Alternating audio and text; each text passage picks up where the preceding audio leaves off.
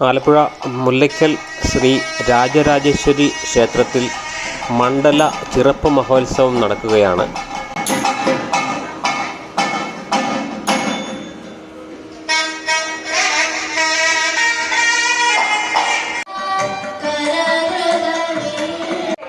December 27 ബുധനാഴ്ചയാണ് സമാപന ചിറപ്പ് മഹോത്സവം.